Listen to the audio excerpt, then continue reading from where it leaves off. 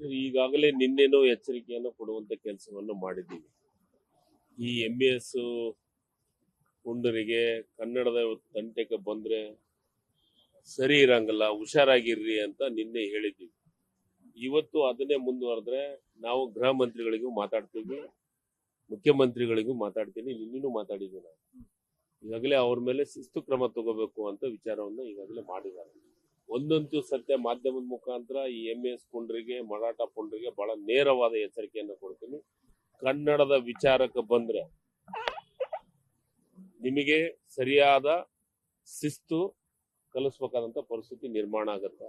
ಒಂದು, ಇದೇ ಮುಂದುವರೆದ್ರೆ ನೀವು ಕರ್ನಾಟಕದ ಗಾಳಿ, ಕರ್ನಾಟಕದ ನೀರು, ಕರ್ನಾಟಕದ ಅನ್ನ ತಿಂದು ಮತ್ತೊಂದು ಭಾಷೆಯ ಬಗ್ಗೆ ಬಹಳ ಪ್ರೀತಿ ವ್ಯಾಮೋಹ ತೋರ್ಸಕತ್ತಿದ್ರೆ ಮುಂದೆ ನೆಟ್ಟಿಗಿರಂಗಲ್ಲ, ಸರಿಯಾದ ಉತ್ತರವನ್ನು ಕೊಡ್ತೀವಿ.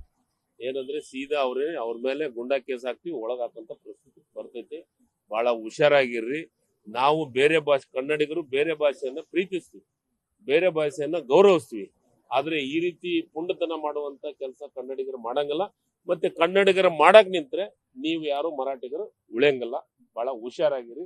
ಅದು ಸ್ಪೆಷಲಿ ಎಲ್ಲಾ ಮರಾಠಿಗರು ಈ ರೀತಿ ಮಾಡಂಗಿಲ್ಲ. ಕೆಲವೊಂದಿಷ್ಟು ಪುಂಡ್ರು ಈ ರೀತಿ ಕೆಲಸವನ್ನು ಮಾಡ್ತಾ ಇದ್ದಾರೆ. ಏನು ಅದಕ್ಕೆ ಸರಿಯಾದ ಉತ್ತರ ಕೊಡುವಂತ ಪರಿಸ್ಥಿತಿ ಬಂದಿದೆ, ಕೊಡ್ತೀವಿ. ಸರ್, ಬೆಳಗಾವಿ ನಾಯಕರು ಮಾತಾಡ್ಲೇಬೇಕು. ಯಾಕೆ ಮಾತಾಡ್ಬಾರ್ದು? ಕರ್ನಾಟಕಕ್ಕೆ ತೊಂದರೆ ಆಗ್ತಾ ಇದೆ. ಒಬ್ಬ ಸಾಮಾನ್ಯ ಕಂಡಕ್ಟರ್ ಮೇಲೆ ಈ ರೀತಿ ದಾಂಧಲೆ ಮಾಡಿ ಅವ್ರನ್ನ ಬಡಿಯುವಂತ ಕೆಲಸವನ್ನ ಮಾಡ್ತಾ ಇದ್ದಾರೆ. ಯಾಕೆ ಮಾತಾಡ್ಬಾರ್ದು? ನಾವು ಇಲ್ಲಿ ಹೇಳಂಗಿಲ್ಲ, ಸೀದಾ ಅಲ್ಲಿಗೆ ಬಂದು ಅವ್ರು ಮರಾಠಿಗ ಜಗದಾಗ ನಿಂತು ಉತ್ತರ ಕೊಡುವಂತ ಕೆಲಸ ಮಾಡ್ತೀವಿ.